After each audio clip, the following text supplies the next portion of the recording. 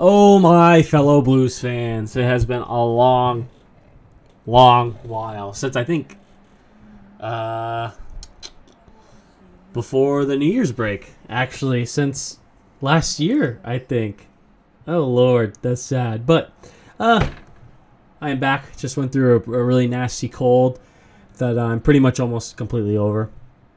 And I am happy to come back to say the St. Louis Blues beat one of the top teams, the New York Rangers, 5-2, in a game where both Jordans pretty much carried. So I won't waste too much time. Let's get right into it. I started the first period, the first shift from the Thomas line. I felt like it was insanely good. They come down, they get a chance. Jordan Kyrou decides not to pass it to decides to pass it to Buchnevich instead of shooting it, even though he had plenty of time. Doesn't go our way. Puck comes the other way. We get a change. Second line is after the Shen line. Then they're stuck in their own D zone. They have a turnover. Lafreniere, who rings us one off the post. The New York Rangers continue to cycle, move this puck around, throw pucks on net. Even when they miss the net, they remind me a lot of the Florida Panthers, to where they're just throwing pucks and they're really good at tracking those pucks and finding the open, soft areas. And that's exactly what they do on this first goal, about a minute and 50 in.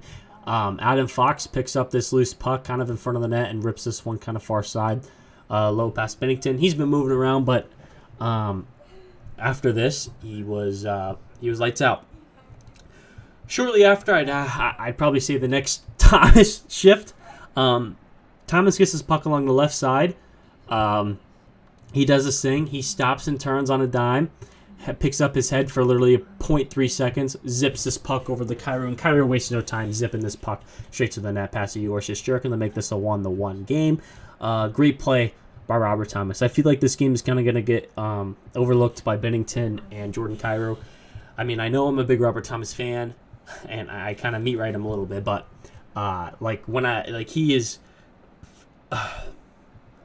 one of the most dominant hockey players I think I have seen in a long time. I know that might be a little bit of an over-exaggeration, but like the way he skates, and especially this season, I mean, in the D zone, he's working hard. He's a fast skater. He uses edges so well. He could see the ice so insanely good, and he displayed this on this goal to Kyrou as well. Like, it just amazes me how good he was, and you know, this wasn't the last we saw of him either. Later down the line, he had a bunch of good chances, and whenever he needed to take a shot, he would take a shot. Excuse the show in the background. Excuse my girlfriend in the background, too, watching her show, but she didn't want to turn it off. So, anyways, after that, the St. Louis Blues will get a power play, and, puck would come out.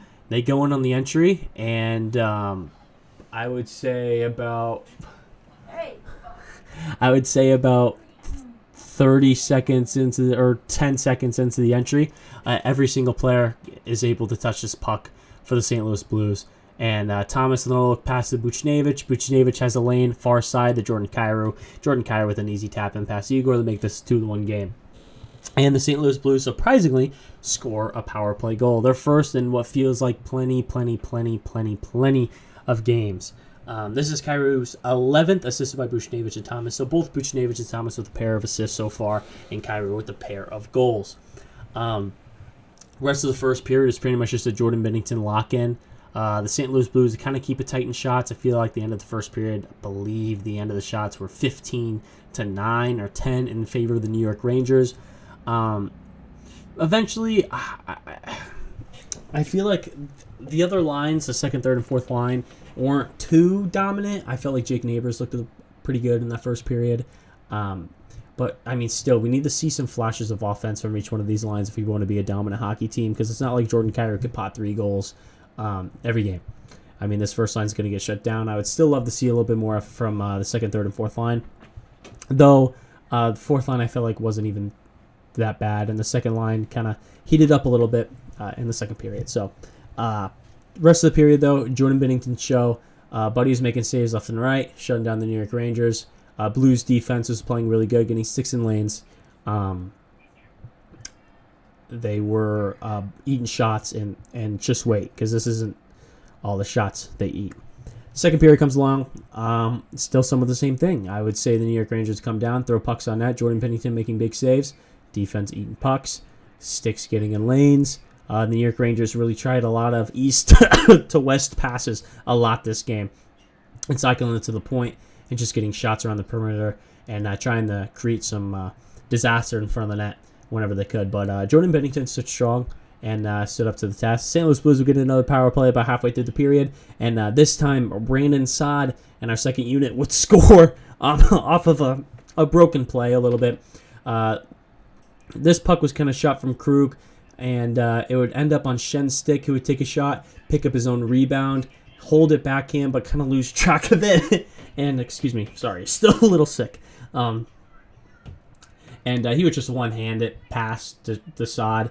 Igor wasn't really expecting it. Saad goes upstairs, far side, and Igor was laying down. So now it is 3-1 in favor of the St. Louis Blues. Later in the second period, I felt like Jordan Kyrou would also get a couple more chances. Kyrou, still no hat trick, but it seems like it's lurking. It seems like the next chance Kyrou will get, he will score a hat trick. But still, again, rest of the period, after that, Rangers come down, throw more shots, more eats, more sticks and lanes. Jordan Binnington Masterclass. Period would end 3-1. Shots, I feel like at this point, are just out of proportion.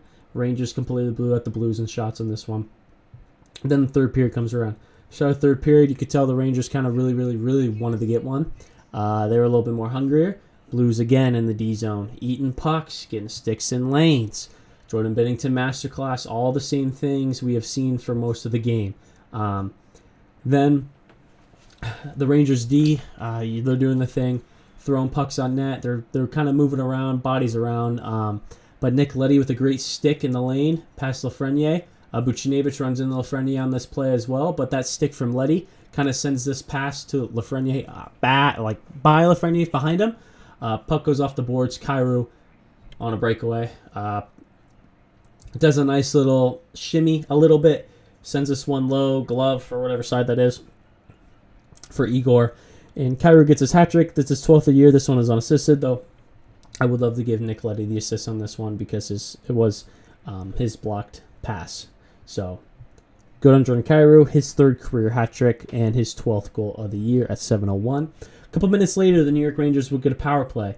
At this point, the New York Rangers are 0 for 2 in the power play, and they are the number one team in the league on the power play with a whopping 30%. Much better than St. Louis Blues at a poopy 10%. So, which would be a little bit different after this game. 2 for 4. Thank you very much. But Trocheck would bury this one. Again, what the Rangers do, throwing pucks on net. This one goes their way. Misses the net. Binnington extends to try and make the save, but it misses the net off the boards. Trocheck picks up this puck along the side and just roofs it. Binnington jumps over, tries to make a save, couldn't really get there. And now it's a 2-goal game. The Rangers are officially back in this one halfway through the period. So the Rangers, best team in the league, you know they're going to fight, and they do. But this is where I've said it over and over again. The Blues defense came up massive. I mean, massive. For the rest of the period, blocking shots was their strong suit. Like, they got in any sort of shooting lane and attempted to block shots. And Jordan Binnington also making saves left and right, looking fantastic still. Was not bothered by that second goal. And eventually, the New York Rangers would pull the goalie, and the Blues continue to block shots. The New York Rangers would still, cycle it around, try and get something, throw pucks on net, shot. We get one shift. Krug eats one off like the ankle. He dies for a second. Kapanen blocks 2 consecutive shots from, I think, Panarin in one shift in the final few minutes. Braden Shen blocks a couple of shots. Jordan Kyrou, right when the Rangers pull the goalie, blocks a shot. I mean, we're just seeing a bunch of block shots. And then eventually, Parayko would block a shot. I get this up to Sundqvist along the boards. Sundqvist would keep this puck off the boards to Buchnevich, send him on a partial break on the right side for the empty net. He would score, then break his stick over the glass and said, "Oh my God, I can't believe I'm only finishing on empty nets." The frustration, you could tell, is there. Buchnevich has to start finishing and bearing some of these chances soon, I hope. So that is the game recap. Let's go over Jordan Binnington really quick. He stopped 41 of 43, posting a .953 save percentage. Unreal. Binnington wants to be an all-star, and he wants to rob Justin Bieber. Because he did tweet, the bet is still up. He said, hey, Beebs, the bet is still up. You can't score 1 goal on me, and if you do, I will bleach my hair beach blonde or whatever he said. I don't know.